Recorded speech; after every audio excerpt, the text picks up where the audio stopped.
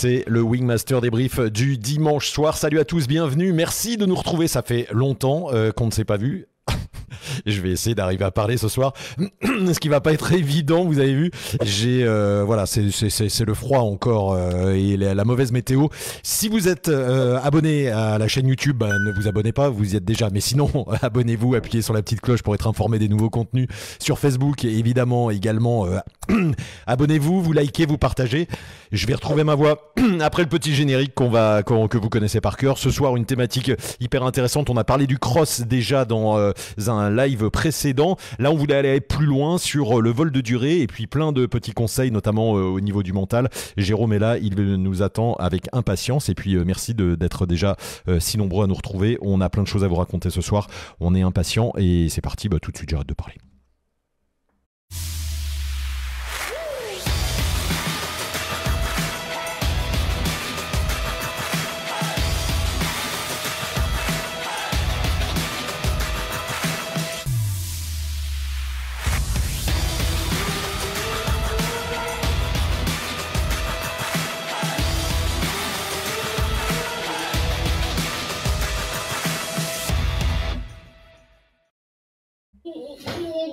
Ah, et oui, et c'est le Charlie qui est là déjà.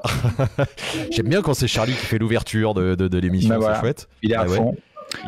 Salut Seb, salut à tous, aux habitués et aux nouveaux, parce qu'il y a des nouveaux à chaque fois. Donc ouais, cool. Bon, mais salut. Ouais, c'est ça. Merci de nous retrouver toujours plus nombreux. Salut à Charlie, salut à Jérôme et salut à tous les amis qui sont déjà là. On voit le petit chat. Salut de la Suisse, salut d'Arcachon, de Fribourg, les Alpes de Haute-Provence. Célia qui est très contente de sa superbe affiche I Can Fly et que l'on salue pas très loin de Montpellier au-dessus de Béziers. Bonsoir de Saint-Éan. Pierre-Jean Olivier, salut. Ce soir, une thématique, Jérôme, intéressante. Encore, comme je le disais tout à l'heure en préambule, on a parlé de cross. Et là, ce soir, c'est comment gérer un vol sur la durée. Tu as pas mal de choses à nous expliquer sur le sujet. Oui, on va échanger là-dessus, sur ce thème, rester en l'air, parce que rester en l'air, crosser et tout, c'est quand même très lié en fait. Il faut être capable, il faut travailler la durée pour se déplacer. On ne peut pas travailler le cross sans travailler la durée et vice-versa. Voilà. Parfait. On va discuter de ça, mental, technique, un peu tout, quoi. Génial. Si tu peux relever un tout petit peu ton micro vers toi, ça serait l'idéal. Il regarde un peu vers le bas et comme ça on va mieux t'entendre. Max nous dit qu'aujourd'hui on se croyait en pleine Coupe Picard tellement il y avait de monde en l'air à Saint-Hilaire. C'est les bonnes conditions là. Il y a des jours de mauvais temps. Il a encore neigé il y a pas longtemps. Justement, alors on va en parler. Juste une question avant qu'on commence, Jérôme. Pour des vols de durée, j'imagine ça commence au printemps, ça se termine, ça s'éteint en octobre. Il faut aussi qu'il y ait les bonnes conditions. Hein. C'est important. Ouais, c'est important, mais maintenant avec la perf des voiles et tout, les sites, on peut quasiment faire du vol de durée toute l'année. Il suffit d'être sur le bon site peut-être, se déplacer. L'hiver, aller plutôt dans le sud, voire il y a des gens qui voyagent pour faire du thermique et rester en l'air. On peut faire du dynamique aussi et rester en l'air en plein hiver, en bord de mer, même s'il fait pas beau, il suffit qu'il y ait du vent sur un relief. Voilà, donc on peut rester en thermique et en dynamique quasiment toute l'année maintenant avec la perf des voiles, la connaissance des sites, etc. Puis le monde qui vole, ça ratisse assez large sur beaucoup de sites, quoi, hein, donc il y a de quoi faire. Bon, super, merci Jérôme. On a des petits coucous aussi sur Facebook. Si vous êtes sur Facebook, rejoignez-nous sur YouTube, hein, parce que là on peut mieux communiquer avec vous. On a Jean-Claude Barrault qui nous dit salut de Clermont-Lérault. Salut Jean-Claude, on s'est peut-être rencontré sur le site la dernière fois du Vissou. Jérôme, avant qu'on commence, je voudrais rappeler, parce que là vous regardez la chaîne gratuite Wingmaster, je vous rappelle que Wingmaster c'est aussi une masterclass avec 21 épisodes, 11 heures de vidéo. C'est unique au monde, vraiment. Et c'est pas pour se vanter, 2 ans de travail à La Réunion. Alors La Réunion, ça permet des conditions de tournage incroyables, parce que si on avait dû faire ça en métropole, ça aurait pris des années. C'est vraiment une encyclopédie du parapente, toutes les techniques montrées, démontrées par Jérôme. Si vous êtes en progression, si vous êtes débutant, si vous faites du parapente depuis 10 ans, il faut ce produit. Il y a des gens qui nous ont reproché en disant ouais mais on n'apprend pas avec des tutos. C'est vrai, on n'apprend pas avec des tutos, allez vous former avec des pros, mais ça permet d'ancrer et d'avoir un message clair, de voir des choses qu'on ne voit pas, parce que quand on est formé au sol, Jérôme, ou avec un Toki, eh ben on voit pas les vrais gestes. Moi je me souviens que tu m'expliquais des trucs, mais quand tu m'as montré, que j'ai vu les vidéos, j'ai dit ah ouais, il faut faire comme ça ancre quelque chose, quoi. Bah, même, voilà, en tant que moniteur, quand on est à l'extérieur, on voit certains trucs, mais on voit pas beaucoup de choses et en tant que pilote, des fois, on manque de repères puisque c'est que sur du dialogue.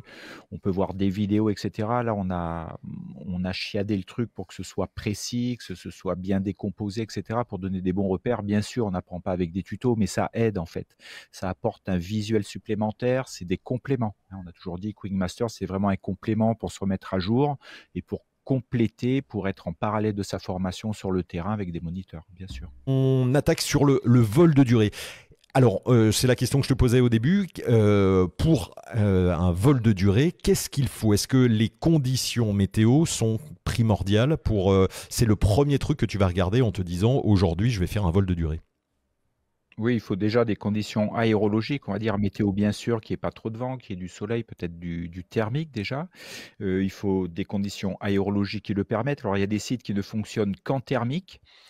S'il y a pas d'ascendance et ben, on fait que descendre. Il y a des sites qui marchent qu'en dynamique, c'est-à-dire une pente et du vent qui vient frapper dessus et qui crée une vague et donc il suffit de rester dans la vague pour faire de la durée. Puis il y a des sites qui fonctionnent avec les 2. En fait, on peut être en attente en dynamique le long d'une crête. Je pense, on verra tout à l'heure peut-être 1 ou 2 petites images, de sites avec faible dénivelé en bord de plaine.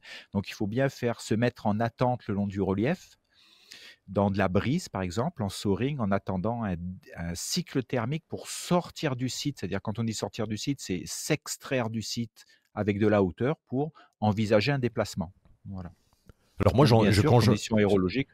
j'adore ce terme et on Vas-y, en vas-y. parle souvent avec des potes parapentistes d'un niveau pas le même que le S'extraire. tien, mais non, c'est pas s'extraire, c'est se mettre en attente. C'est comme si c'était Eh oui. magique. On peut se mettre en attente. Tiens, je vais attendre là, c'est parfait.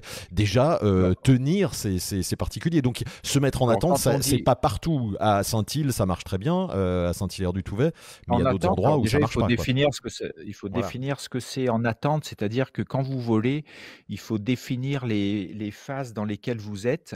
Donc ça peut être une phase de montée, ça peut être en exploitation des ascendants, ça peut être une phase de transition, vous partez d'un sommet à l'autre ou d'un thermique à l'autre.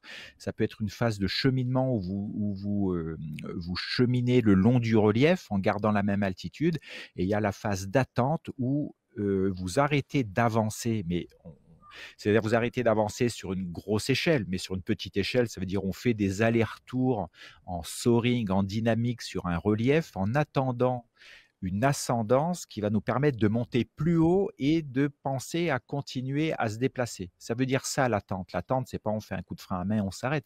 Il faut que les conditions permettent de rester en l'air au même endroit. C'est ça l'attente. Alors c'est sûr qu'on dit rester en attente. Après, ça fait partie du vocabulaire. C'est-à-dire qu'on n'est plus dans le vol où on décolle du déco, puis on fait une fléchette et on va faire un plouf, on va faire qu'une descente. C'est-à-dire qu'on n'est plus là-dedans maintenant. Maintenant, on est resté en l'air, on est exploité les ascendances, etc. Donc, être en attente, ça veut dire on attend le cycle thermique qui nous permet de monter plus haut que ce que nous permet de rester le vol dynamique. En fait. Alors, regarde, tu vois, j'ai un témoignage déjà, alors qui a rien à voir avec les Alpes, mais puisqu'on parle de vol de durée, ça marche aussi. Tu as Mathieu qui nous dit, même en soaring de bord de mer, j'ai beaucoup de mal à dépasser 2 heures. Peut mieux Ah, faire. d'accord. Bah oui, parce qu'il faut alors là, c'est pour ça qu'il y a un truc, un thème qui est important quand vous avez fini votre vol, c'est le débriefing que vous faites de votre vol. C'est-à-dire vous refaites un peu les étapes de votre vol. Donc là, pendant les 2 heures, il faut que tu repenses à ce que tu t'es dit. Qu'est-ce qui s'est passé au bout de 2 heures? Est-ce que c'est de la fatigue? Est-ce que tu étais trop concentré, donc tu as dépensé beaucoup d'énergie parce que tu étais trop attentif pendant 2 heures sans aucun moment de relâchement, par exemple? Parce qu'on peut pas voler, vous avez peut-être déjà entendu qu'on peut faire des vols de 3, 4 heures, 5 heures, 10 heures de temps. On ne peut pas être 10 heures hyper concentré, c'est trop épuisant. Donc il faut qu'on ait des moments de relâchement complet où on s'occupe de rien d'autre, on est assis dans la sellette et puis on attend, quoi. Donc c'est ça qu'il faut que tu te demandes. Il faut te demander si pendant les 2 heures, est-ce que tu t'es hydraté? Peut-être tu as besoin d'hydratation. Est-ce qu'il faisait froid? Est-ce qu'il n'y avait pas trop de monde? Voilà, il faut essayer de questionner ton vol et te questionner toi pour savoir comment ça se fait que tu ne restes que 2 heures en l'air. Après, ça peut être l'aérologie qui, à un moment, par exemple, en soaring, le vent diminue, puis ça tient plus, quoi, hein, tout simplement. Donc voilà, il faut questionner ces différents points. Tu ranges ton Surtout si tu as envie de cartable, rester Jérôme? non, non, je mets un petit peu d'électricité, Vas-y, oui, c'est mieux dans mon que ça. ordinateur. Vas-y, que ça coupe pas. Décidez. Et ce soir, on est bon dans les trucs Voilà, techniques ah, et on genre va rester tout à ensemble l'arrache encore ce un petit soir. moment. Tout à Voilà, l'arrache. Ouais, c'est c'est le mieux que tu week-end. restes connecté. Maintenant que tu as la fibre et qu'on te voit bien que ça va plus Voilà. couper, déjà, c'est déjà pas mal. Jérôme, je te propose de regarder, puisqu'on parlait de mettre en attente, je te propose Oui. de regarder des images qui sont assez intéressantes d'un garçon qu'on avait déjà vu sur YouTube, voilà, qui s'appelle Vlad ou Velad, paragliding. Il a fait un mini-cross en mars 2022. Alors, regarde, je vais même faire mieux avant de démarrer. Alors voilà, il est sur un Bim. site, bim, un mec qui s'en met une grosse. Mais juste, je voudrais te montrer l'endroit parce que cet endroit est assez étonnant. C'est en plaine, c'est à côté de Caen et ça s'appelle la Roche à Bunel. Et il Voilà. dit, ça s'appelle la Roche à Bunel, voire la Roche à Gamelle. Et donc, regarde ce site qui fait quelques dizaines de mètres, centaines de mètres de hauteur. C'est vraiment pas grand, quoi. Voilà, il a pas l'air très haut et puis on voit si tu dézoomes sûrement que c'est un site qui est en bord de plaine donc Ah, on est dans la plaine. Je regardez, te c'est montre vraiment on n'est pas voilà, loin de Caen. d'accord, OK. Donc c'est vraiment en plaine et c'est un départ, d'un relief en bord de plaine. Donc le relief, il y a très peu de dénivelé, il y a vraiment que dalle. Donc Le départ est ça veut ici, dire que exactement. Hop, voilà. le départ, voilà, on voit le décollage juste en dessous là. Donc le décollage en lui-même doit plutôt être fait avec de l'air, avec de la brise, avec une aérologie établie qui permette de rester en l'air. Alors rester en l'air au début, c'est peut-être rester dans la brise en soaring, hein, parce qu'on voit que le site n'est pas très large non plus, hein. Il n'est pas haut, il n'est pas large. Donc il faut rester en l'air en attendant qu'il y ait un déclenchement thermique plus consistant, le thermique vient de la plaine, hein, qui permette de sortir, d'aller beaucoup plus haut sur ce décollage de faible dénivelé et d'envisager ensuite un départ en plaine, par exemple que ce soit derrière ou devant en fonction de la direction du vent et une fois qu'on est haut, de faire une ligne droite et d'aller chercher le prochain thermique. Donc là, voilà, je me rappelle, oui, voilà, on voit le décoller. Regardez, il y a très peu de dénivelé, hein. Donc, et on voit déjà un pilote qui est à gauche. Donc, ils font des 8 là le long de la pente. En attendant, ça tient. Et si ça tient pas, c'est-à-dire qu'il pose, je pense, et puis il remonte, Ouais, il dit que réessayer une là, nouvelle il fois. disait que c'était son deuxième essai. Donc allez voir Vlad de D'accord. Paragliding, la Ok. chaîne, et Voilà. il explique tout son vol pendant 5 minutes, c'est excellent. Ouais. D'accord. Et là, petit à petit, ils vont prendre des thermiques qui vont leur permettre de sortir de beaucoup plus haut, c'est-à-dire qu'ils sortent de la vague dynamique. Et petit à petit, une fois qu'ils seront hauts, peut-être 200, 300, 500 mètres au-dessus, là, ils attendent en fait de monter en exploitation des ascendances. Il y a les deux. Il y a du dynamique au départ en 8, et puis après, quand c'est au-dessus, on va enrouler pour rester dans l'ascendance. Et une fois qu'ils ont assez de hauteur, ils vont partir dans la plaine. Alors, ce qu'on remarque quand on parle de lecture aérologique, quand on est au décollage là, c'est pas compliqué dans le sens à comprendre. On attend qu'il y ait de l'air, que la brise se mette en place, etc. Puis on fait des essais. Et voilà, une fois qu'on commence à être haut, vous avez vu, le ciel, il est tout bleu. Donc, ce qui est compliqué là en lecture aérologique dans la plaine avec un ciel tout bleu, c'est qu'une fois qu'on est monté au plafond, c'est-à-dire à la hauteur du thermique, eh ben, on va partir en ligne droite, en général vent arrière si on veut aller un petit peu loin, pour aller au prochain thermique. Mais comme le ciel est bleu, il n'y a aucune visualisation du prochain thermique. Donc quand c'est comme ça, c'est bien de voler à plusieurs, puisqu'on va se mettre de front, puis on va avancer, parce qu'on a plus de chances à plusieurs de trouver un thermique. Et on va aussi regarder au sol, voir ce qui peut déclencher un thermique, alors qu'on voit il y a des hameaux, il y a des regroupements de maisons, il y a des ruptures de pente avec des fossés, des choses comme ça, des clairières et tout. Donc on va essayer d'avancer vent arrière vers des contrastes au sol qui peuvent être des déclencheurs d'ascendance, en fait, des sources d'ascendance. Donc là, le volant thermique sans nuage, c'est compliqué. C'est pour ça qu'il faut être à plusieurs, essayer de vraiment rester en groupe, puisqu'on vole plus, on volera plus loin en groupe, alors que tout seul, on volera plus vite, mais moins loin, quoi. C'est-à-dire Donc on voit bien le village là, on voit voilà. ce que fait l'autre, Là, hein, ça c'est vaut ça que tu veux dire, Jérôme, à deux. voilà, et ben, dès qu'il y en a un qui monte, on va se rapprocher. S'il y en a un qui descend, ben, on va pas aller vers lui. Donc, on est en permanence en train de s'observer. Et là, on voit que le pilote avance vers le village, là, qui est sous ses pieds devant lui, qui peut être, lui, un bon déclencheur thermique. Voilà, donc ça, c'est pour ça qu'en plaine, quand on dit rester en l'air, en plaine, et ben, dès qu'on est haut, ben, on va se déplacer. C'est pas comme en montagne où on peut rester 2 heures le long du relief dans de la brise dans du dynamique et cetera. C'est un peu différent. En plaine, la durée va avec aussi le déplacement, quoi.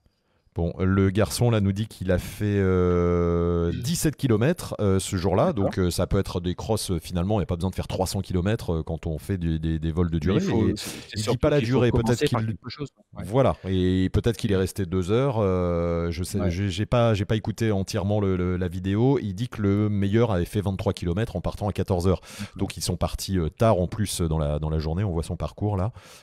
Allez voir sur le Ce qui sur, ce sur qu'il la chaîne faut YouTube.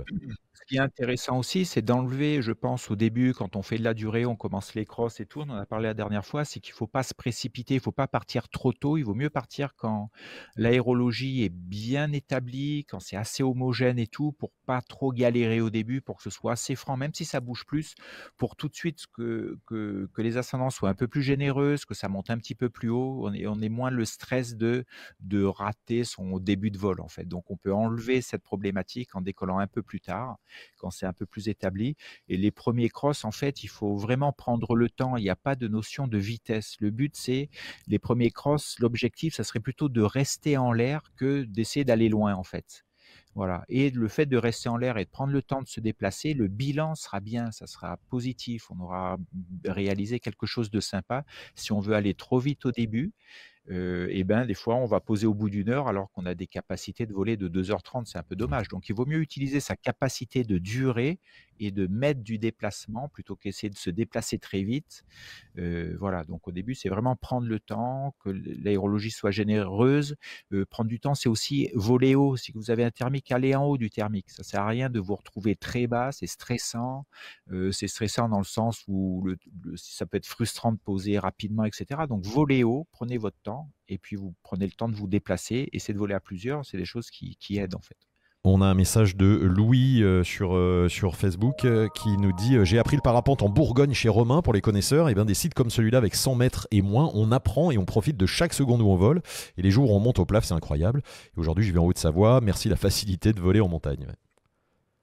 Et oui, tout à fait. C'est-à-dire que Louis, si comme Louis, vous apprenez à voler sur des petits sites et tout, ben, ça vous apprend des fois que ça marche pas, qu'il faut réessayer, faire plusieurs fois le vol dans l'après-midi, remonter au décollage. Ça vous permet d'être patient, de pas vous enflammer, de rester en l'air dans du petit thermique, et cetera. Donc ça apprend pas mal, en fait. C'est une bonne école, on va dire.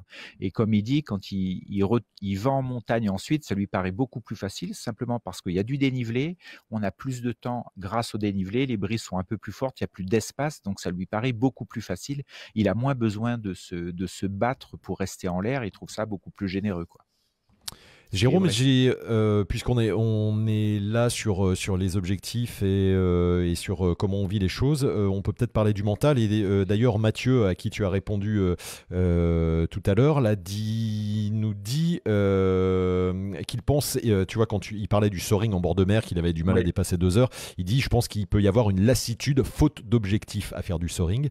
Le mental, là, c'est aussi hyper important sur les vols de durée. Comment tu gères ça avant, pendant, après? Parce que j'imagine que pendant, il peut se passer plein de choses. Hein.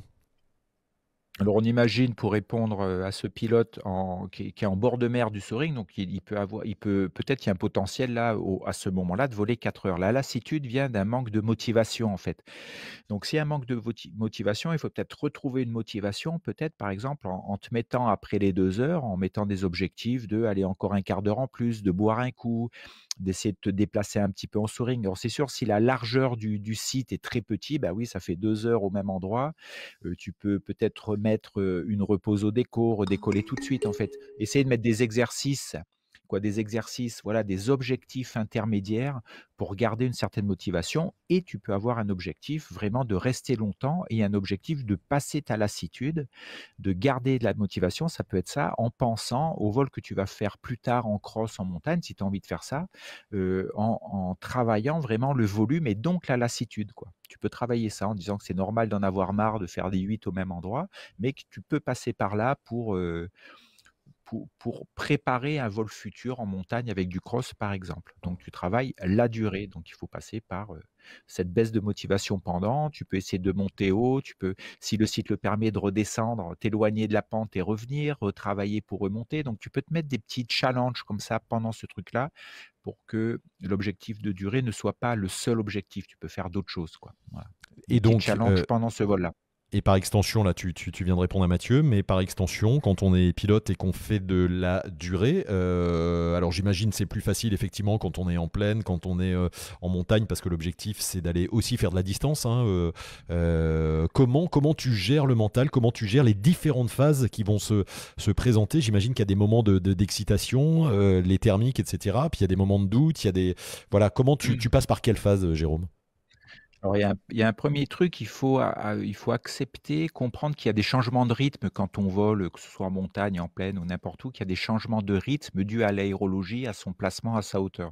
Donc si au début, par exemple, on se balade et puis qu'on chemine le long du relief, par exemple, et qu'on perd pas beaucoup d'altitude, donc c'est assez facile, ça peut être, assez euphorique et cetera, et puis d'un coup, si, je sais pas, il y a un voile nuageux qui arrive ou le relief s'arrête et qu'il faut prendre de la hauteur pour traverser puis aller sur un autre relief, on peut pas y aller tout le temps à la même vitesse, au même rythme. Il faut peut-être s'arrêter. S'arrêter, ça veut dire quoi? Ça veut dire, voler plus lentement, peut-être monter plus haut pour continuer. Donc il faut accepter ces changements de rythme, c'est pas toujours à la même vitesse.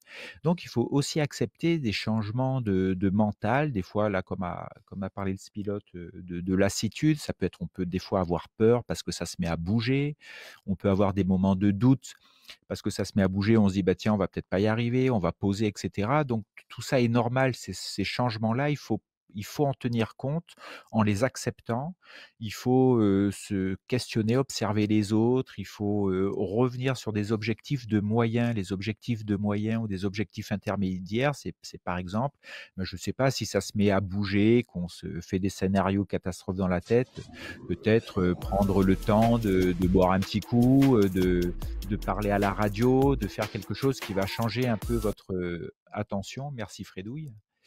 Et voilà, donc il faut accepter qu'il y ait des changements, c'est pas du tout au même niveau. Il peut y avoir des changements de température et cetera. Donc ce que vous vivez les premières 20 minutes, c'est peut-être pas la même chose pendant la première heure, la deuxième heure, la troisième heure et cetera. Il y a plein de changements, quoi, donc dont il faut Regarde, tenir compte.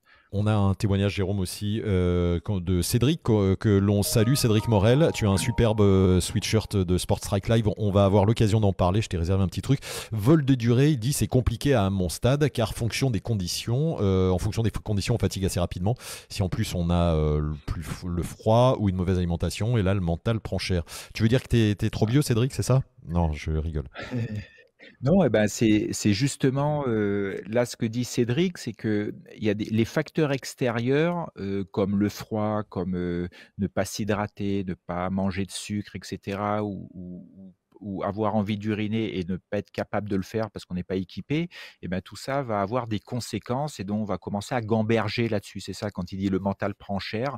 Donc notre motivation peut baisser, on peut avoir un petit peu moins laniaque, on peut être, si on a froid, par exemple, quand on commence à avoir très froid, on est moins lucide sur ce qui se passe, on est un petit peu plus, on ralentit, on est un peu moins vif, on est un peu moins, attentif à ce qui se passe, on se laisse un petit peu aller, voilà. Donc ces facteurs extérieurs, on a le contrôle dessus en se préparant. Par exemple, dans le sens pour le froid, c'est l'équipement est hyper important, ne pas avoir froid, avoir, un camelback ou une petite bouteille pour boire en l'air, boire plutôt une boisson sucrée pour rester lucide, hein, votre cerveau a besoin de sucre. Et avoir la possibilité d'uriner. C'est sûr qu'avec un Pénilex, avec une couche, donc ça, ce sont des moyens sur lesquels vous avez le contrôle si vous vous préparez. Donc ça va vous permettre de garder une certaine motivation, de maintenir vos objectifs et cetera. Ça va pas trop vous perturber. Voilà, donc ça, on peut jouer là-dessus. Après, en l'air, on peut se mettre à avoir peur parce qu'on se trouve trop haut, par exemple, et si on est haut et que ça bouge, oui, ça peut faire gamberger. Donc là, il faut revenir, on dit, reviens à ta copie, en fait, reviens à ce qui est important à ce moment-là. C'est peut-être de continuer à avancer, de te demander où tu es, où sont les autres, et cetera, de revenir à ce que tu dois faire, en fait, Tu pour vois pas Mathieu, partir dans des scénarios catastrophes. voilà, Mathieu alors il a plusieurs messages, mais je vais te les résumer. Il dit que le cive, lui, ça l'a déniaisé et quand ça bouge, il se fatigue vite Et il dit parce que je psychote. Donc voilà aussi, comme tu le dis. Et le lien avec le CIV, c'est qu'il a fait un CIV et depuis le CIV il fait ça ou c'est un autre pilote Non, qui, non, non, c'est lui. Depuis le CIF, ça m'a totalement déniaisé, il dit. Donc, il a dû se sentir mieux. Mais par contre, quand ça bouge, je me fatigue vite parce que je psychote. Donc, c'est exactement ce que tu dis. Et oui, c'est ça. Ça bouge, la peur, Psychoter, etc. voilà, chacun va utiliser le terme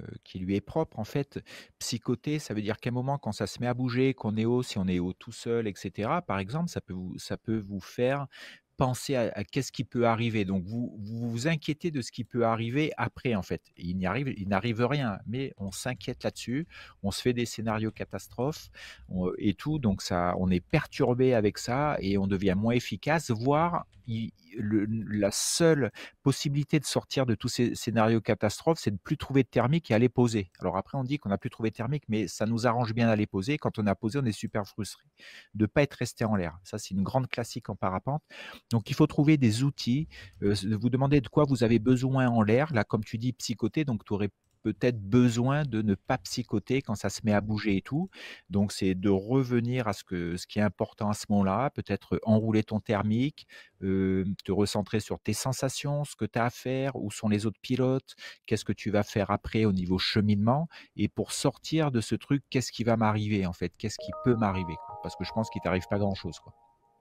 Voilà ce qu'il Et dit. cette histoire de voilà, oui, parce que les réactions potentielles de l'aile, autorotation typiquement, mais bon, c'est exceptionnel en cross. C'est-à-dire qu'il faut justement, je trouve que de faire du CIF, c'est très bien, ça enlève certaines appréhensions parce qu'on est en milieu sécurisé, puis on va travailler assez loin sur les fermetures, les réactions de la voile et tout. Mais après, c'est surtout ce qu'on n'a pas envie qui nous arrive quand on est en cross. Donc c'est pour ça qu'après, quand on se balade en cross, quand on vole dans des aérologies turbulentes, normalement, ça ferme beaucoup moins parce qu'on veut pas du tout, on veut pas être dans de la gestion d'incidents de vol, on veut ne pas avoir d'incidents de vol. C'est pas du tout le même état d'esprit. Quand on est en cive, on les provoque, on est dans un milieu qui bouge pas et on essaye de découvrir les comportements de la voile, de les maîtriser, etc. Et après, quand on est en cross, on veut pas du tout rentrer là-dedans. On veut éviter les fermetures et les objectifs, c'est de se déplacer et tout. Et il faut peut-être se dire que le CIV nous donne un bagage de bonne gestion après l'incident. Voilà. Et il ne faut pas non plus, c'est à double tranchant, c'est-à-dire qu'il ne faut pas se dire que comme vous avez fait un CIV, vous ne risquez rien en l'air et vous mettre dans des conditions, pas faire gaffe parce que le CIV vous a rendu euphorique, surconfiant. Donc il faut être vigilant aussi des deux côtés en fait. Et il dit qu'il Ce il qui est reconnaît normal. qu'il y a une grosse part d'irrationnel, nous dit Mathieu. Bien sûr. Et Emmanuel nous dit, il fait un petit message en même temps pour toi, peut-être faire un accompagnement personnel avec Jérôme, cela peut aider effectivement pour travailler le Par mental exemple, aussi, hein. tout à fait, voir ce qu'on peut mettre en place dans ces moments-là, en fait. Si tu es en cross et qu'à un moment tu rentres dans des scénarios catastrophes qui vont t'handicaper, en fait, il faut essayer de sortir de ça par des actions, par tes actions, en fait. Ça va pas sortir tout seul. Il faut que tu reprennes la main dessus. Ouais. Tiens, Mais puisqu'on ça parle arrive à de... tout le monde, hein, tu n'es pas le seul. Hein. Bien sûr, puisqu'on parle C'est classique. de ça, de problématiques, il n'y a pas que la peur. Émile nous dit, j'ai fait mes premiers vols longs ce printemps, j'ai dû poser au bout de 2 heures car j'avais des nausées. Est-ce que c'est normal? Oui.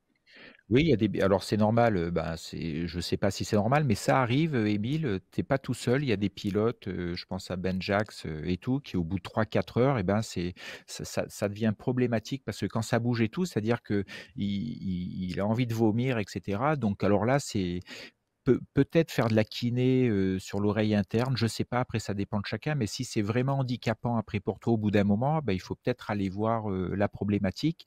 Après tu peux prendre des médocs, mais si ça t'enlève ta lucidité, ça t'endort un peu, c'est peut-être pas judicieux, puis ça dure, l'efficacité va durer peut-être un moment. Donc il faut essayer de trouver peut-être de quoi ça vient en allant chercher différentes pistes. On m'a parlé de kiné de l'oreille interne, je crois que ça s'appelle kiné du vestibule.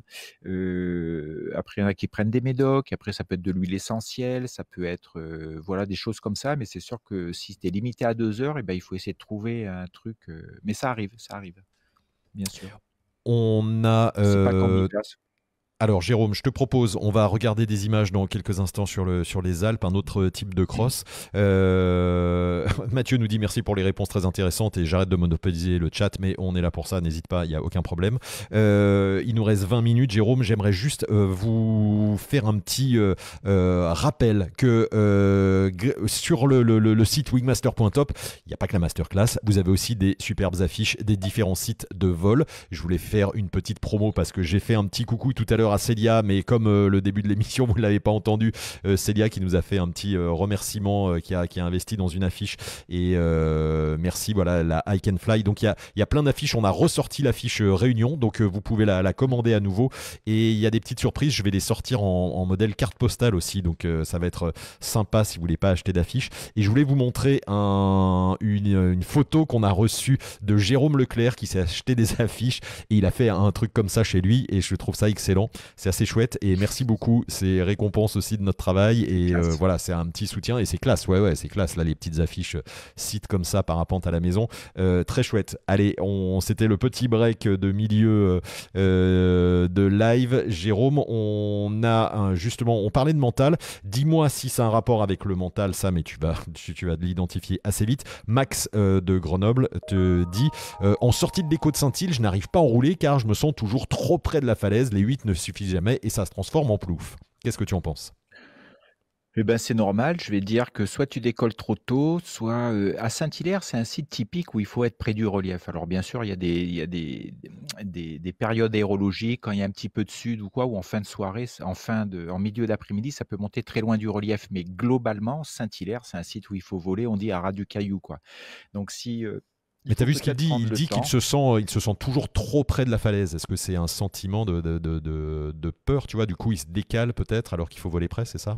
Qu'est-ce que tu Alors entends dans ça? si alors si c'est ça, je comprends ce que je comprends pas dans la phrase, c'est les 8 ne suffisent jamais, ben, c'est que tu es pas assez près, en fait. Même en 8, si tu veux rester à Saint-Hilaire, on dit: «C'est un vol près du caillou», il faut rester près. Donc c'est impressionnant, ça bouge et cetera. Donc c'est pas confort du tout au début. Donc il faut petit à petit te solliciter, heu petit à petit t'entraîner et cetera et aussi aller voir sur d'autres sites, c'est-à-dire sur les sites de face ouest.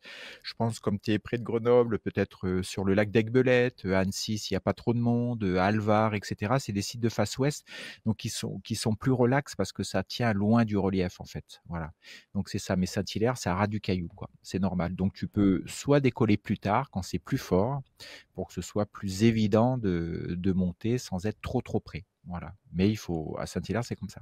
Ouais, il dit qu'il vole vers 10 h du matin, donc C'est trop tôt, c'est ouais. trop tôt. Ah oui, c'est trop tôt, il faudrait que tu voles à midi, quoi.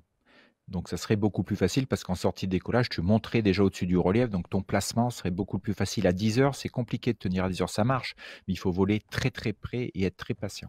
Donc en fonction Donc des c'est sites, c'est on a ça bien aussi. Il sûr, y a il faut se renseigner sur l'heure à laquelle on vole, voilà, laquelle il faut ou voler. même regarder, hein. On se met à 10 h sur un déco à Saint-Hilaire, par exemple, on peut ou même sur n'importe quel site, on peut voir si ça tient ou pas. Tant que ça tient pas, si vous voulez rester en l'air, c'est peut-être pas le moment de décoller, quoi. Voilà, on peut observer à l'extérieur. Merci Jérôme. On passe tout de suite à la petite vidéo. Cette fois, ça se passe du côté de Verbier. Je vais vous montrer où c'est. C'est dans les Alpes suisses. Alors attends, il faut que j'appuie là-dessus. Voilà, et on va voir quelqu'un qui s'appelle R. Jérôme. Voilà, donc la Verbier, vous voyez, c'est à 1500 mètres d'altitude. Il y a plein de sites pour aller voler. Voilà, on est dans le coin Verbier. C'est ici la station qui est là. Et on va dire que c'est Donc c'est un pas la profil même type. ambiance que les images, qu'on a vues Ah avant. ouais, Là, on là est en c'est la pleine haute montagne, montagne là avec, c'est profil vallée alpin. encaissée, voilà. Voilà, dans le canton de Vaud, de l'autre côté de Chamonix, le Mont Blanc est là au-dessus. Et voilà. Ouais. Et donc on va voir ce qui se passe. Et là c'était au mois de mai, donc on n'a pas du tout la même ambiance, hein, Jérôme. Ah oui, exactement. Donc là, on voit une autre ambiance, donc des nuages, les sommets pris dans les nuages, de la neige, des contrastes, des pentes, des arbres et tout, donc beaucoup de contrastes. Donc voilà une autre ambiance du vol en montagne. C'est pas tout le temps comme ça. Donc là, on voit que il faut jouer avec le relief. Il faut aussi regarder en bas, c'est-à-dire qu'en bas, on a des vallées. Donc en mai, les brises sont pas très fortes, mais après, quand on arrive en juin, juillet, ce type de vallée, les brises peuvent être fortes en bas, donc peut-être il faudra pas les poser en bas. Il y a le fait qu'il y a des nuages, donc il faut aussi tenir compte. Bon, ça, là, ça va monter jusqu'au plafond, hein, puisque ce sont des cumulus, il y en a pas mal. Et donc après, il faudra jouer avec le fait de ne pas se laisser embarquer dans le nuage, etc., pour garder de la visibilité, pouvoir se déplacer, etc. Donc là, par rapport à la plaine où le pilote, on va plutôt partir vent arrière de thermique en thermique. Là, en montagne, on va pouvoir se déplacer, mais la topographie va aussi orienter le vol, quoi. Surtout si ça monte pas, ça va être de suivre un peu les reliefs, peut-être en remontant les vallées, ensuite en traversant les vallées, etc. Donc le relief a énormément d'importance, donc il faut en tenir compte. Et aussi, on peut avoir des reliefs qui nous permettent d'attendre, on en a parlé tout à l'heure, où on va faire des 8, on va attendre le prochain cycle thermique pour continuer son vol et à remonter. Là, on voit qu'il arrive au plafond. Et puis là, ce que Dans dit, les ce que dit barbelés. Jérôme, il dit qu'il a de la pluie, du froid, des nuages. Donc effectivement, Voilà. et ça vole quand même bien, hein. C'est Ah étonnant bah, pour un ça temps vole comme ça. très bien et là, par exemple, par rapport aux images qu'on a vues, alors que c'est à 1 mois d'écart, hein, là, peut-être que le froid va être un critère, à prendre en compte, c'est-à-dire l'équipement et cetera. Parce que si on commence par avoir froid, le vol devient très compliqué, quoi. Voilà. Si on a trop froid, on va poser, quoi. C'est compliqué de continuer à rester en l'air, on n'est plus très efficace. Donc c'est un truc dont il faut tenir compte, ouais, l'équipement. Merci Jérôme, voilà, on a vu une ambiance différente. Et puis puisqu'on parlait de Saint-Île et puisque ce sont nos partenaires, je voulais montrer l'appli Sport Strike Live puisque tu as un joli t-shirt Sport Strike Live, ils sont là. Si vous êtes abonné Wingmaster, allez sur la page de Wingmaster, vous avez une promo si vous abonnez à Sport Strike Live. Et là, on voit la trace d'un monsieur qui s'appelle Jérôme Cano. Et voilà l'idée pour aller crosser à Saint-Île, Jérôme. Tu peux peut-être nous décrypter. C'est un vol que tu as fait il n'y a pas très longtemps. Tu as été posé de l'autre côté de Grenoble. Ah oui? Ah Bah ouais. d'accord. Ah oui, d'accord, ouais, ouais, bah, c'est ça la surprise que tu voulais me faire? Eh ouais. OK. Oui et ben là, je partais, j'essayais une voile en fait et je voulais aller me balader. La veille et ben, on était parti pareil, parce que je vole beaucoup Attends, à oh là là, je Saint-Hilaire, vais beaucoup trop j'habite vite. pas très J'essaie de loin. ralentir. Pardon, je voulais ralentir et je Ouais, mais suis tu allé peux comme un avancer. con. Voilà. Et là, on voit, en Oh, c'est pas fait, grave. toi, t'as pas fait d'attente. T'es parti direct là parce que t'es peut-être parti tard. Exactement, on voit d'autres, non, Midi, non, si on midi voit d'autres 40, ouais. pilotes d'autres pilotes qui sont montés et là, vu mon altitude, avec la voile que j'avais, je peux traverser, l'aérologie est pas mal donc après en connaissant un peu le terrain, je peux gagner, 100 mètres avant de partir et après c'est beaucoup de cheminement en voile long Ah, du attends, je fais relief. n'importe quoi avec Donc cette appli alors qu'elle est vachement bien, mais j'ai été trop vite. Voilà. Donc tu chemines, tu disais, pardon. voilà, c'est ça du cheminement. Donc là, je suis dans une phase de cheminement. Je suis pas du tout dans une phase de montée en thermique ou d'attente. C'est-à-dire que j'avance et je suis toujours à peu près à la même altitude. Faut dire que c'est particulier le Donc relief, hein, là. C'est vraiment, tu suis une bah, crête, hein. voilà, je suis une crête, donc on en voit qui enroulent. Alors je crois, je me rappelle plus. Voilà, ben là, j'enroule un petit peu, mais je continue parce que j'ai assez de hauteur, 1300 mètres. Je continue et puis là, j'ai un bon thermique. Donc ça, c'est aussi un truc à tenir compte, c'est tant que là, j'ai pas un gros thermique, je cherche pas à l'enrouler et là, le thermique était plus fort et surtout, il me permet d'arriver sur ce sommet-là. Ce sommet-là, j'ai encore un bon thermique, je crois que je monte vers, 1005-1006, je me rappelle plus. Et ça, c'est le départ qui permet de traverser la vallée de Grenoble et d'aller dans le Vercors. Donc je pars, mais voilà, je vais peut-être pas, regarder la météo avec précision, assez de précision, j'étais un peu trop sûr de moi et j'ai remarqué qu'en arrivant en face dans cette vallée-là, vallée de Saint-Égrève, en arrivant en face à peu près vers 1000 mètres, là, je me suis dit: «Ouh là là, mais il y a beaucoup de vent en fait en bas» et je suis arrivé dans du vent un petit peu ouest et pas du tout nord, donc là, je me Ah oui, suis ça mis à plombe plus là, hein. monter du tout. Ah oui. Là, ça plombe et puis j'ai été globalement jusqu'en bas et en bas, il y avait entre 25 et 30 km/h donc Ah oui, parce que là, tu essayes de venir sur ce j'étais profil, hein, sur ce relief, c'est ça mais l'idée, ça voilà, mais ça mais ça monte marche pas, pas. ça descend donc là, je suis face au vent puis je cherche plutôt un terrain, à Ah ouais, propice parce qu'il y a beaucoup ça descend il y direct, a quoi. il y a il y a beaucoup d'habitations donc j'essaye de trouver un coin, pas trop pourri pour poser parce que le vent est fort et voilà donc quand je pose là, ben, voilà, c'est sûr que j'ai un peu de frustration mais je me dis, j'aurais dû regarder un peu plus précisément, la météo qui annonçait peut-être du nord-ouest en fait et j'aurais pas dû traverser mais je me suis un petit peu enflammé mais bon, c'est pas grave.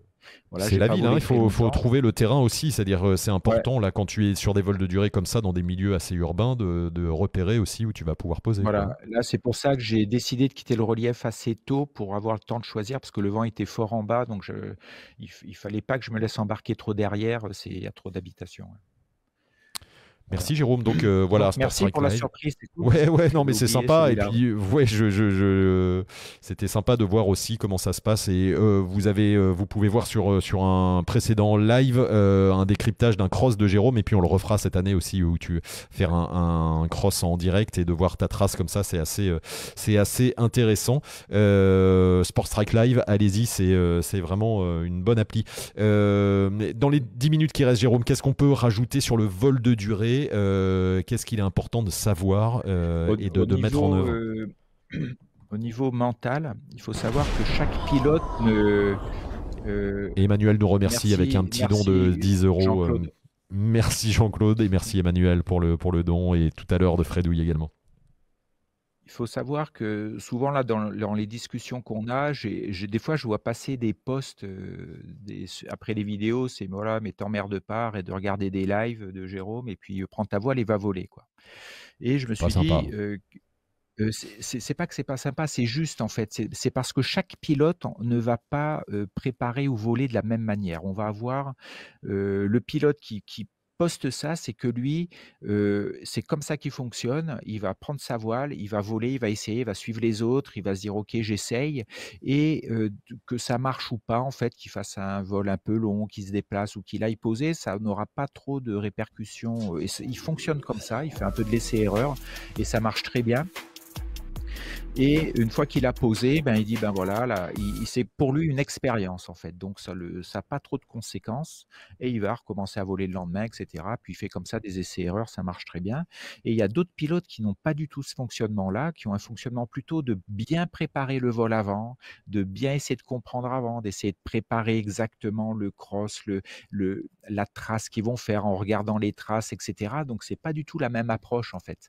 Donc chacun a raison, chacun fait comme il sent et puis il y a les troisièmes pilotes, eux, qui sont là, il faut qu'ils aient une grosse motivation, donc ils vont voler avec les potes et tout. Le fait qu'il y ait du monde avec eux, les potes, que ça booste bien, qu'il y ait beaucoup d'intensité et cetera, qu'ils volent à plusieurs, cette ambiance va les permettre, parce qu'ils sont un peu plus dans l'émotion, de passer, de se mettre à voler, de garder la motivation. Donc on voit, il y a différentes manières de faire.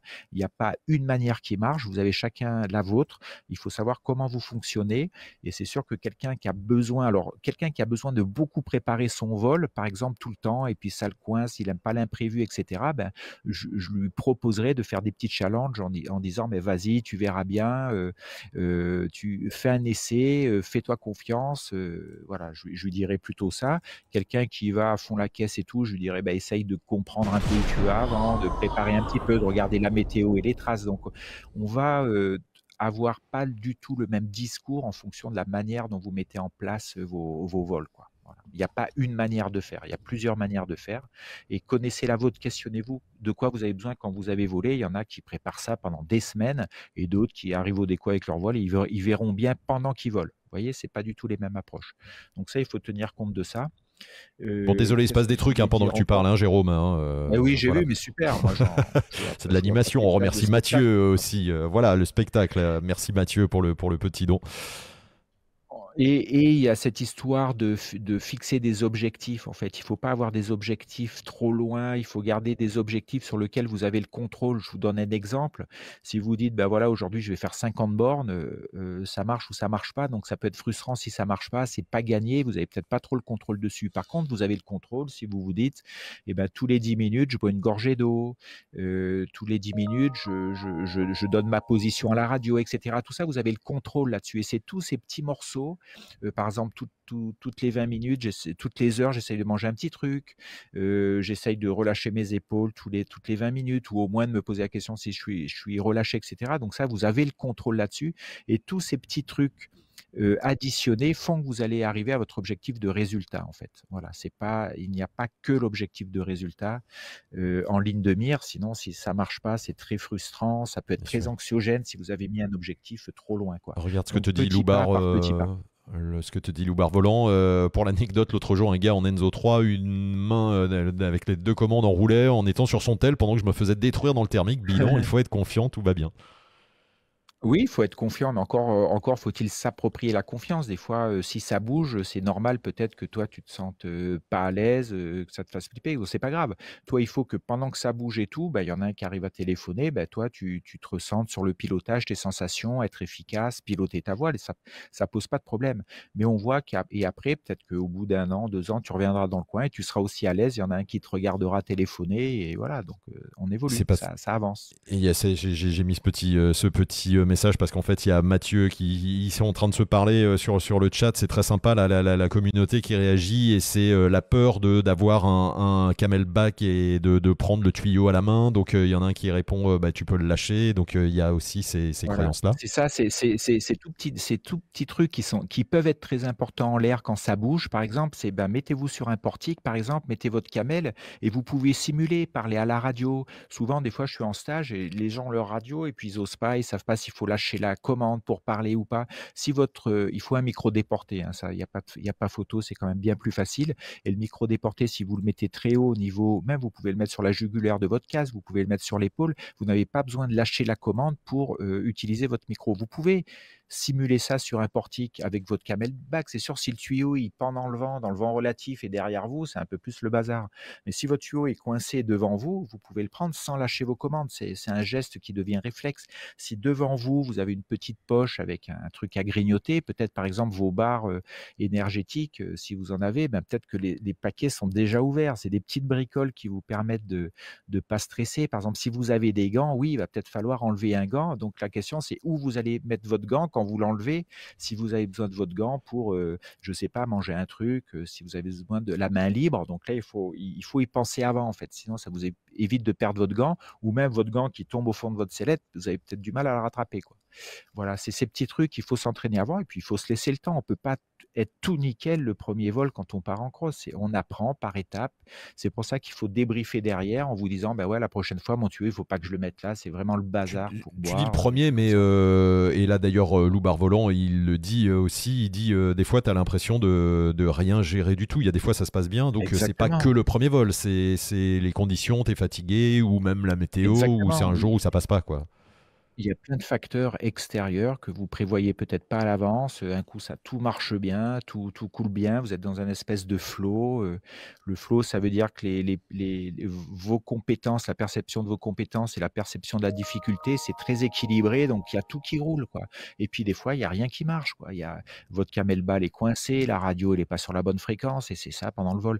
Alors quand c'est comme ça, il faut pas trop se polariser là-dessus. Il faut vous dire: «OK, il y a ces petites merdes, et OK, on laisse tomber ça, on va pas se battre avec ça, on va pas combattre avec ça. Je vais me recentrer sur le vol, sur mes sensations et puis je verrai bien le vol qu'on fait». Et je vois passer des messages là de gens qui ont raté des trucs, l'accélérateur qui pète et cetera. Ça les met dans des états, un peu plus énervés et cetera. Ils font des très beaux vols derrière en se disant: «Allez, on lâche l'affaire maintenant, tous ces trucs-là marchent pas». J'ai mon GPS est mal pas j'allais dire mal réglé, pas mal réglé, mais par exemple, j'ai plus trop de batterie et cetera. Ben, on lâche ça au lieu de combattre avec et on bascule sur autre chose. On bascule sur, les sensations, sur regarder autour de soi et cetera et puis voilà. Et Michel te dit, moi parler en vol, ça me déconcentre puisqu'on parlait de radio, donc jamais de radio. Par contre, je regarde les buses et ceux qui montent, qui peuvent être les mêmes. Exact. Pardon, c'est Par l'humour. exemple, voilà un outil de Michel, c'est que lui, la radio, ça le saoule, donc il en met pas ou il l'éteint, puis il va l'utiliser peut-être quand il est au sol et il dit qu'il regarde les oiseaux et les autres. C'est un critère, hyper important, c'est quand vous volez, lâchez vos instruments au niveau visuel, regardez autour de vous. Ça vous donne une banque d'informations qui est énorme, quoi et ça vous permet aussi d'arrêter d'être, juste dans votre bulle. Regardez autour de vous, ça peut vous aider et le fait de regarder loin aussi peut atténuer un peu ce que vous ressentez, hein. On a dit, des fois les varios quand c'est fort et tout, vous pouvez éteindre le son du vario et vous occuper de ce qu'il y a autour, ça marche aussi très bien pour pas que ça vous stresse, en fait. Il faut toujours être, en fait, volé puis essayer de gérer son stress. Il faut pas que ça monte trop fort, il faut que ça redescende. Il faut essayer de se faire plaisir, voilà, il faut comme si vous êtes en train de jouer, en fait. Vous pouvez vous dire ça, c'est vous jouez, vous rigolez, quoi. Faut essayer ça. C'est ça, c'est du fun finalement, tant qu'on n'est pas en compète. L'idée, Même si c'est c'est de difficile, s'amuser, hein. même si Ouais. c'est difficile, voilà, voilà.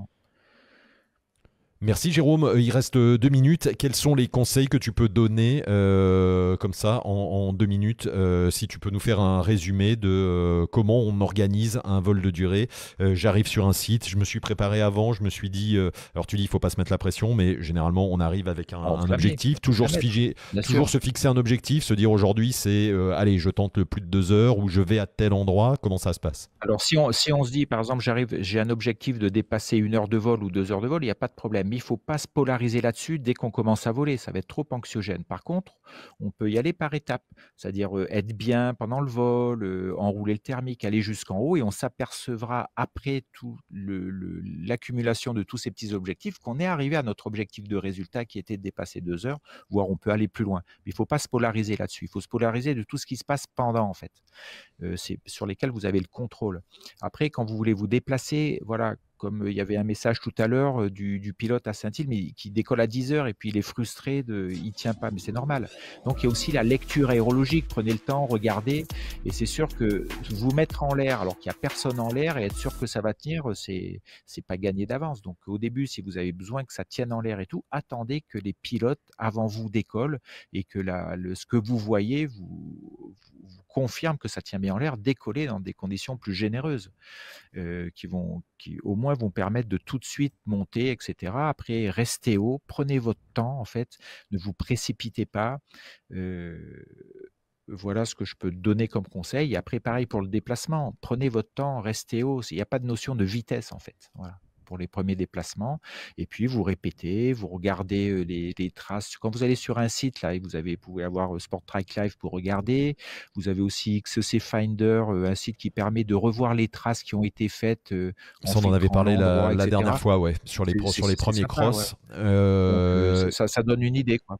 On remercie Olivia pour son petit don de 5 euros. Ouais, merci. Le temps imparti est terminé. Jérôme, juste pour conclure, alors là, tu as redonné les conseils qu'on avait donnés sur les premières fois, mais comment on progresse, j'allais dire, on a déjà fait quelques heures. Comment dépasser? Est-ce qu'il y a une barrière psychologique de 1 heure, de 2 heures, ou sa propre barrière psychologique Chacun a ses barrières, hein. Chacun a ses barrières. Il n'y a pas une barrière, chacun a ses barrières. C'est pour ça que le débriefing est important. Vous avez fait un premier vol, il faut poser les choses à la fin. Tu les écris, tu en parles, comment tu fais? Tu appelles Jérôme Cano? Ouais, je sais pas, ouais, mais après vous pouvez débriefer en pilote, entre pilotes par exemple, sans que ça dure trois plombs peut-être, mais essayez ou au moins vous pouvez débriefer tout seul. Est-ce que si vous avez un objectif de 1 heure, est-ce que vous l'avez atteint ou pas? Un objectif de déplacement, vous l'avez fait ou pas? Comment ça se fait? Comment vous ferez la prochaine fois? Vous allez dans le débriefing garder en fait ce qui a bien marché, les trucs qui vous ont convenu, et cetera. Ça peut être plein de petits détails, le camelback, et cetera. Donc vous engrangez ces trucs-là, et il y a peut-être des trucs que vous ne referez pas. Aller trop vite, par exemple, pas tenir compte des changements de rythme, etc., pas regarder les autres. Voilà, et puis petit à petit, vous avancez comme ça, vous allez refaire un autre vol la prochaine fois avec peut-être des objectifs différents. Prenez le temps, on veut toujours peut-être aller vite, c'est en faisant, je pense, que vous allez progresser en fait. Voilà. Bien sûr, préparer que les conditions soient bonnes. Alors des fois, les conditions sont moins bonnes que ce qu'on avait vu, hein, donc eh ben, c'est pas grave. Vous faites le vol que vous faites en fonction des facteurs extérieurs. Des fois, vous êtes fatigué, ben, vous faites le vol avec votre fatigue. C'est comme ça, il faut pas se flageller en fait, quoi. Allez, merci Et la Jérôme. difficulté, je pense, Oui, c'est aussi d'essayer de se comparer avec les autres pilotes le même jour et tout. Là, il faut se détendre avec ça. Il y a des pilotes qui sont étanches à la peur, qui ne connaissent pas le sentiment de peur. Donc, rien ne les affecte trop, ou les choses, si ça bouge beaucoup, ça les affecte pas beaucoup. D'autres, dès que ça bouge, ils sont vachement affectés. Donc, il faut pas se comparer aux autres. Chacun avance à sa vitesse. Et je me souviens on est dans une c'est ça. société qui compare beaucoup, Et oui. avec les réseaux sociaux, les Ouais, mais et tout, vous à la fois arrivez ça le soir, marche. vous êtes sûr. C'est ça, ça marche comme ça. Moi, Eh j'ai ben, souvent, j'avais un pote avec qui je volais, et à chaque fois quand on se posait, c'est alors t'as fait combien de temps? Ah, j'ai fait 5 minutes de plus que toi, ou 10 minutes de plus que toi. C'était voilà. pour lui, c'était Ben, important de dire j'ai fait plus. Voilà, moi mais je faisais mais pas. ça, vous pouvez vous le dire, vous, mais si vous le dites à quelqu'un d'autre, on ne sait pas comment quelqu'un d'autre va Bien le sûr, prendre. bien sûr. Moi, je peux bien dire, je suis super content aujourd'hui d'avoir fait C'est ça, et je c'est suis ça. très, très fier de C'est ça. le. Mais après, le Voilà, il y a dire, des gens de pour qui c'est la publier et de comparaison de dire comparer, j'ai fait plus que toi, je Voilà et je puis me sens et d'autres peuvent très, très mal le vivre et tout en bien disant: sûr, «Bah, à chaque fois que c'est des braids, ils sont pas bons pilotes, bien ils sûr, sont pas arrivés et cetera». Parce qu'il y a ce truc de comparaison. S'il y a bien pas de sûr. comparaison, vous pouvez être super content de votre vol, quoi. Allez Jérôme, merci beaucoup. On remercie Henri pour le petit don de dernière Oui, minute. merci C'était beaucoup. très sympa. Merci à tous pour vos dons. Merci à tous d'avoir été présents. Merci pour vos questions. Et puis merci Jérôme également pour ton expertise. C'est toujours un plaisir de t'entendre. Et on se retrouve très vite pour une autre thématique la semaine prochaine, très certainement. Et désolé encore pour le petit faux départ sur YouTube. On reboutique tout ça. Ça sera à nouveau sur YouTube pour ceux qui ont loupé le début. Merci à Célia. Merci à tous. Et Et merci à tous et pour Doudou et Doudoune, Pénilex et couches puisqu'ils savent pas comment faire quand ils ont envie d'uriner. Voilà. allez, message personnel, c'est important. Il faut essayer, hein, faut voir ce que ça Ah donne. oui, oui, Et c'est comme tu ça. dis, sur un portique, c'est bien. Voilà, vous pouvez essayer On le fait ça. Pénilex sur un portique, voir comment ça fait, quoi. Voilà. Ou dans sa douche. Allez, ou dans sa Ou dans sa baignoire. douche. Salut Jérôme, merci à tous. Très bonne soirée. À Allez, plus. On ciao, se à retrouve bientôt. pour d'autres thématiques. Si vous avez des idées, n'hésitez pas. Si vous avez des Oui, questions oui, pour oui, avec Jérôme, plaisir, dans oui. les commentaires, dans la communauté Wingmaster. Et on se reparle très vite. Doudou et Doudoune, on fait un petit clin d'œil. Allez, salut à tous. Ciao, ciao.